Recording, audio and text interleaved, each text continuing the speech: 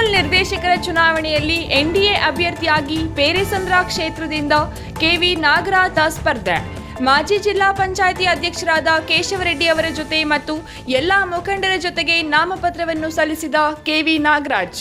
ಈಗಾಗಲೇ doctor K Sudhakar ಅವರು ಪೇರೆಸಂದ್ರ ಕ್ಷೇತ್ರದಿಂದ ಎನ್ಡಿಎ ಅಭ್ಯರ್ಥಿಯಾಗಿ ಕೆವಿ ನಾಗರಾಜ್ ಸ್ಪರ್ಧೆ ಮಾಡುತ್ತಿದ್ದಾರೆ ಎಂದು ಮಾಧ್ಯಮ ಮುಖಾಂತರ ತಿಳಿಸಿದ್ದಾರೆ.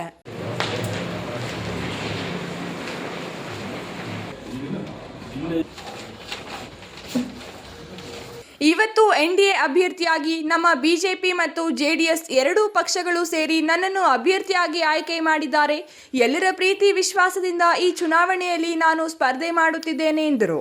ಈ ದಿನ ಫೆಬ್ರವರಿ 1ನೇ ತಾರೀಕು ನಡೀತಕ್ಕಂಥ ಚೀಮೂಲಿನ ನಿರ್ದೇಶಕ ಮಂಡಳಿಗೆ ನಡೀತಕ್ಕಂಥ ಚುನಾವಣೆಯಲ್ಲಿ ನಾನು ಇವತ್ತು ಪೇರೆಸಂದ್ರ ಕ್ಷೇತ್ರದಿಂದ ಅಭ್ಯರ್ಥಿಯಾಗಿ ನಾಮಪತ್ರವನ್ನು ನಮ್ಮ ಹಿರಿಯ ಮುಖಂಡರು, ನನಗೆ ಅಣ್ಣ ಸಮಾನರಾದಂಥ ಕೇಶವರೆಡ್ಡಿ ಅಣ್ಣನವರ ನೇತೃತ್ವದಲ್ಲಿ ಎಲ್ಲ ನಮ್ಮ ಮುಖಂಡರುಗಳು ಸೇರಿ ಇವತ್ತು ನಾಮಪತ್ರವನ್ನು ಸಲ್ಲಿಸಿದ್ದೇನೆ.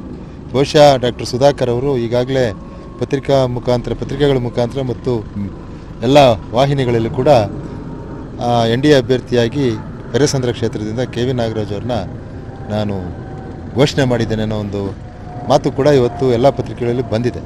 ಹಾಗಾಗಿ ಇವತ್ತು ಅವರೆಲ್ಲ ಇವತ್ತೇನು ಎನ್ಡಿಎ ಅಂದರೆ ಬಿಜೆಪಿ ಮತ್ತು ಜೆಡಿಎಸ್ ಎರಡೂ ಪಕ್ಷಗಳು ಸೇರಿ ಇವತ್ತು ನನ್ನನ್ನು ಅಭ್ಯರ್ಥಿಯನ್ನಾಗಿ ಕಣಕ್ಕೆ ಇಳಿಸಿದ್ದಾರೆ. ಬಹುಶಃ ಎಲ್ಲರ ಪ್ರೀತಿ ವಿಶ್ವಾಸ ಮತ್ತು ಎಲ್ಲರ ಒಂದು ಅಭಿಮಾನದಿಂದ ಇವತ್ತು ನಾನು ಈ ಚುನಾವಣೆಗೆ ಸ್ಪರ್ಧಿಸ್ತಾ ಇದ್ದೀನಿ.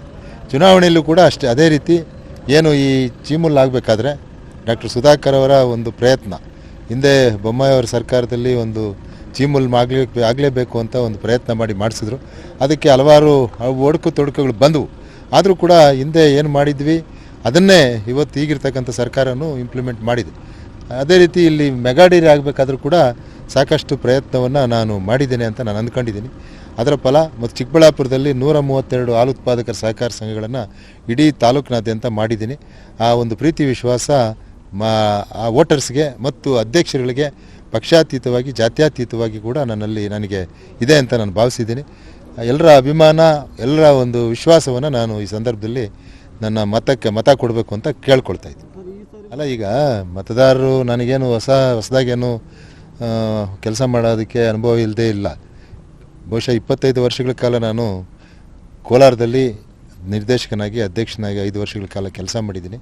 ಅದೇ ಅನುಭವವನ್ನು ಇಲ್ಲಿ ಕೂಡ ಉಪಯೋಗಿಸ್ಕೊಂಡು ಈಗಾಗಲೇ ಇಲ್ಲಿ ಗೊತ್ತಿದೆ. ಈಗ ಪ್ಯಾಕೆಟ್ ಘಟಕ ಇಲ್ಲ, ಹಿಂದೆ ಪ್ಯಾಕೆಟ್ ಘಟಕ ಮಾಡಬೇಕು ಅಂತ ನಾವು ಪ್ರಯತ್ನ ಮಾಡಿದ್ವಿ ಹಿಂದಿನ ಒಂದು ಆಡಳಿತ ಮಂಡಳಿಯಲ್ಲಿ.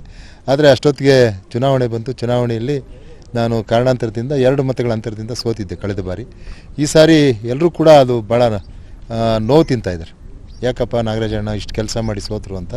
ಈ ಸಾರಿ ಅಂತೂ ಆ ರೀತಿ ಆಗೋದಿಲ್ಲ. ನಾವೆಲ್ಲರೂ ಸೇರಿ ಅವ್ರನ್ನ ಗೆಲ್ಲಿಸಲೇಬೇಕು ಅಂತ ಪಣ ತೊಟ್ಟಿದ್ದಾರೆ ನಮ್ಮ ಮುಖಂಡರುಗಳು ಮತ್ತು ನಮ್ಮ ವೋಟರ್ಸ್. ಜೊತೆಗೆ ಇವತ್ತು ಡಾಕ್ಟರ್ ಸುಧಾಕರ್ ಅವರು ಮತ್ತು ಅವರ ತಂದೆಯವರಾದಂಥ ಕೇಶವರೆಡ್ಡಿ ಅಣ್ಣನವರ ಬೆಂಬಲ, ಎಲ್ಲ ನಮ್ಮ ಜೆಡಿಎಸ್ ಮತ್ತು ಬಿಜೆಪಿ ವರಿಷ್ಠರ ಬೆಂಬಲನೂ ಕೂಡ ನನಗಿದೆ. ಹಾಗಾಗಿ ಗೆಲ್ತೀನಿ.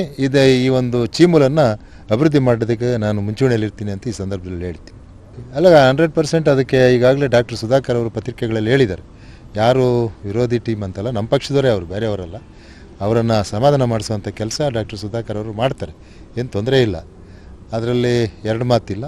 ಡಾಕ್ಟರ್ ಸುಧಾಕರ್ ಅವರು ಅವ್ರನ್ನ ಸಮಾಧಾನ ಮಾಡ್ತಾರೆ. ಒಗ್ಗಟ್ಟಾಗಿ ನಾವು ಹೋಗ್ತೀವಿ ಚುನಾವಣೆಗೆ. ನೋಡ್ರಿ, ಇವತ್ತಿನ ದಿವಸ ನಾಮಿನೇಷನ್ ಅಂದರೆ ಚೀಮೂಲ್ ನಾಮಿನೇಷನ್ ಹಾಕೋದಕ್ಕೆ ಕೆವಿ ನಾಗರಾಜ್ ಅವರಿಗೆ NDAಯಿಂದ ಪೇರೆಸಂದ್ರ ಕ್ಷೇತ್ರದಿಂದ ನಾಮಿನೇಷನ್ ಆಗ್ತಾಯಿದ್ದಾರೆ.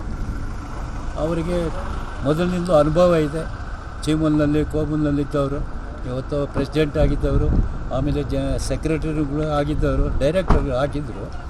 ಆ ರೀತಿ ಅದೇ ಅನುಭವ ಇರೋದ್ರಿಂದ ಹೈಕಮಾಂಡ್ ಏನಿದೆ ಅದು NDAನಿಂದ ನಮ್ಮ ಕೆವಿ ನಾಗರಾಜ್ ಅವರನ್ನ ನಾಮಿನೇಷನ್ ಹಾಕ್ಸ್ಬೇಕು ಅಂತ ಹೇಳಿದ್ದಾರೆ. ಅವ್ರ ಫಾಲೋವರ್ಸ್ ಎಲ್ಲ ಬಂದಿದ್ದಾರೆ, ನಾವು ಬಂದಿದ್ದೀವಿ, ಅವ್ರನ್ನ ಹಾಕ್ಸ್ತಾಯಿದ್ವಿ. ಕಾಂಗ್ರೆಸ್ನವ್ರದ್ದು ನಮ್ಗೆ ಬೇಕಾಗಿಲ್ಲ. ನಮ್ಮ ಪ್ರಯತ್ನ ನಾವು ಮಾಡ್ತೀವಿ, ನಾವು ಗೆಲ್ತೀವಿ ಅಂತಕ್ಕಂಥ ನಮಗೆ ಒಂದು ಭರವಸೆ ಇದೆ. ಅದನ್ನು ನಾವು ಹಾಕಿದ್ದೀವಿ, ಗೆಲ್ತೀವಿ. Jangalahalli Ashwath, power news 1, Chikkaballapur.